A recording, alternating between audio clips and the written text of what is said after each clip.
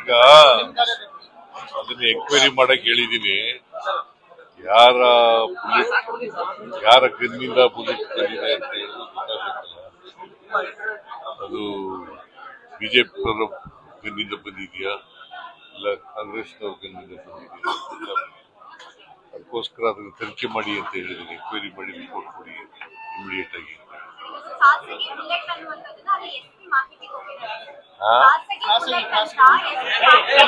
ಯಪ್ಪ, ಈಗ ಸತೀಶ್ ರೆಡ್ಡಿ ಅವರು ಕೂಡ ಇಟ್ಕೊಂಡಿದ್ದಾರೆ.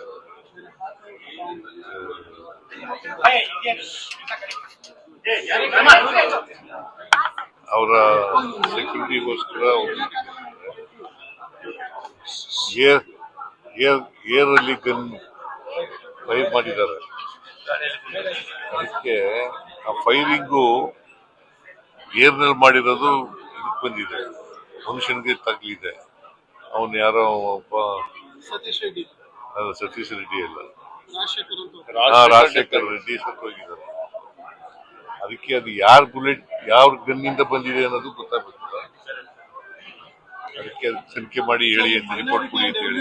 ಅಥಾರಿಟಿ ಅವರು ಸರ್ವೆ ಒಂದು ರಿಲೀಸ್ ಮಾಡಿದ್ದಾರೆ ಸರ್. ಆ ಸರ್ವೆನಲ್ಲಿ 91% ಜನ ಇವಿಎಂಗಳು ಮತ್ತೆ ಎಲೆಕ್ಷನ್ ಫೇರ್ ಆಗಿ ನಡೆದಿದೆ ಅಂತ ಹೇಳಿದೆ ಅಂತ ಹೇಳಿದ್ದಾರೆ. So BJP is attacking the Congress, saying that Rahul Gandhi and Priyanka Gandhi has been exposed by the Congress government earlier in the state. How do you see that, sir? Basically, there is an EVM I will look into it, sir.